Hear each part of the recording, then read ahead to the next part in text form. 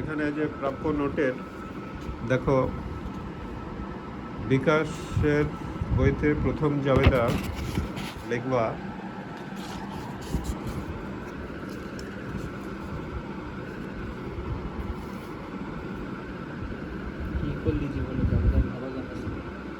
প্রথম লিখো প্রাপ্য নোট ডেবিট। এটা বিকাশের বইতে হচ্ছে প্রাপ্য নোট ডেবিট, রিচার্ড ক্রেডিট।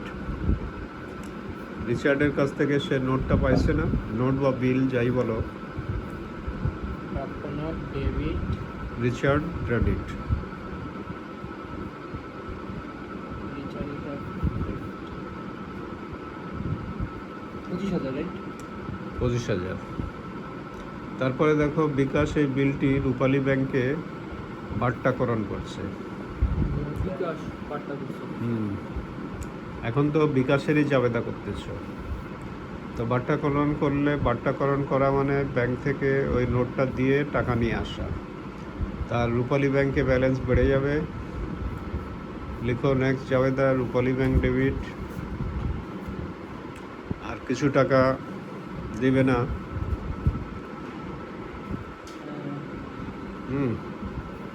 বাট্টা হিসাব, বাট্টা হিসাব ডেবিট।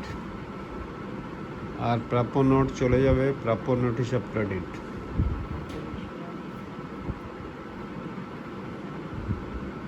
কত 25,000 ডেবিট না বাট্টা কত? 2,000 হয়, 2,000 2,000 কেন? 25,000 8% কত? 2,000 না, 250 ইন্টু 8, 2,000। রূপালী ব্যাংক ডেবিট, বাট্টা ডেবিট, প্রাপ্য নোট ক্রেডিট। এখানে 3 মাস মেয়াদি কিন্তু, এই জন্য 25,000-এর 8% আগে বের করো, 2,000 হয়। 3 মাসের বাট্টা হবে 500। 2,000 টাকা বাট্টা। ব্যাংক ডেবিট, রূপালী ব্যাংক ডেবিট, বাট্টা ডেবিট, প্রাপ্য নোট ক্রেডিট।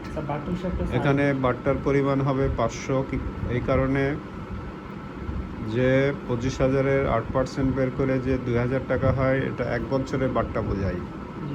তো 3 মাসের বাট্টা কত? 3 মাসে এটা বিল করছে, 3 মাসে তাহলে হয় স্যার 500।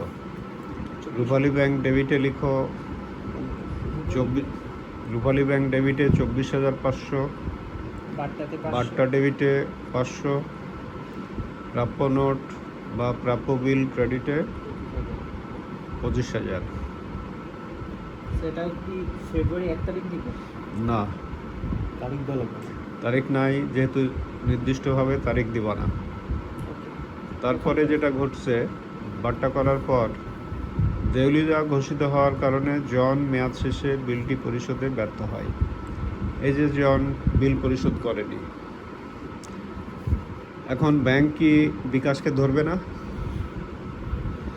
বিল পরিশোধের সময় যখন হবে, তখন ব্যাংক, রূপালী ব্যাংক জনের সাথে যোগাযোগ করবে, দিয়ে জন তোমার পরিশোধ করেনি।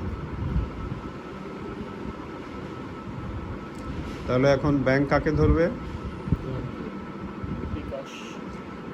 ব্যাংক জনের সাথে যোগাযোগ করবে, টাকা পায়নি, এই জন্য এসে সে কাকে ধরবে? বিকাশকে ধরবে, কারণ বিকাশ বাট্টা করে নিয়ে গেছে না। তার মানে বিকাশের জন্য ব্যাংক হবে পাওনাদার। একটু আগে যে রূপালী ব্যাংক ডেবিট হয়েছিল, এখন হয়ে যাবে ক্রেডিট। অন্যদিকে বিকাশ কাকে ধরবে? না, বিকাশ কার কাছ থেকে নোট পাইছিল? রিচার্ডকে ধরবে, মানে রিচার্ড তার দেনাদার। মানুষের মধ্যে লেনদেন স্যার কনফিউজ। এখন নেক্সট জাবেদা লিখো রিচার্ড ডেবিট, রূপালী ব্যাংক ক্রেডিট। এখানে লিখবা টোটাল 25,200। 25,200 হওয়ার কারণ কি? এই যে 200 টাকা নোটিং এর জন্য, যেহেতু ব্যাংক পরিশোধ করেনি। Richard debit 25,200। তো স্যার রূপালী ব্যাংক,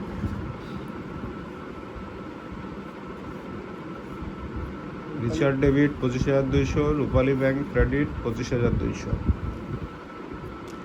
তার মানে বিকাশ রিচার্ডের কাছ থেকে 25,200 আদায় করে কাকে দিবে? ব্যাংকে দিবে। ব্যাংকে দিতে হবে, তার কি কারণে? ব্যাংক পাওনাদার।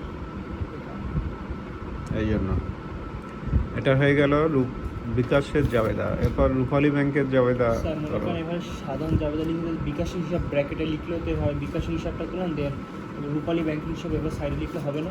এরকম এই যে স্যার জাবেদা বিকাশ হিসাব, এটা বিকাশের ঘরে